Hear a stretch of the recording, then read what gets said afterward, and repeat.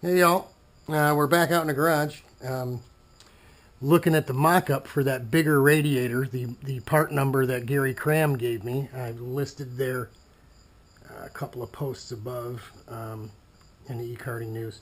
The reason we're looking at it after we thought we had this thing figured out is the radiator that we just picked up that was in the other video is only 5 by 7 instead of 6 by 7 3/4. For some reason, conversing with Brian on text messages and looking at photographs that he was sending me his, I thought, wow, gee, man, your radiator looks a lot bigger than this one.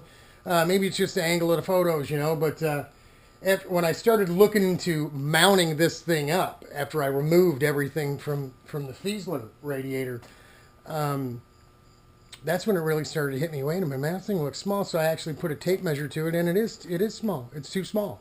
5 by 7 is not going to get it done, I guess. At least not to give it an honest test. We can't poo-poo the tight fins per inch if we're not going to do at least the same size that Brian and Alan and everybody else with those Pavese brother carts are running, right? So that's where we're at. We're going to have to take that one back, and we're going to have to find something that is at least 6 inches tall by 7 3/4 wide. That'll fit in our nose, which is going to be tough. You can see here, let me show you from above. You can see the triangular shape of my nose. It's not big and round. So we've got a very small area to fit the radiator in, not just here, but here as well. The height that has to fit underneath here.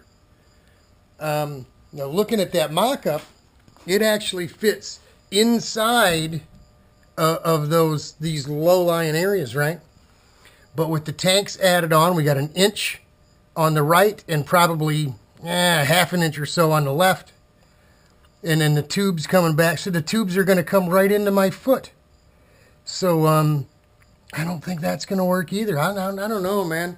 I don't know what we're going to do. But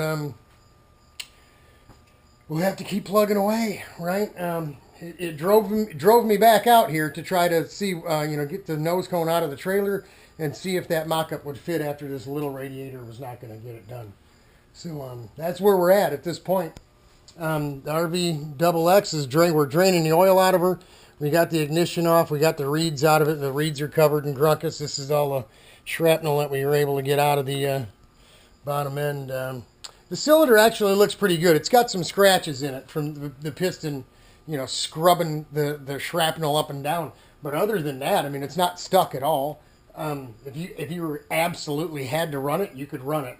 We'll probably send it out and get it plated as we're doing the rebuild on the crank and all that stuff too. But that's it for now. Godspeed. God bless everyone. We're thinking about you, praying for you. Keep your nose clean. And whatever you do, stick to your maintenance schedule. God bless.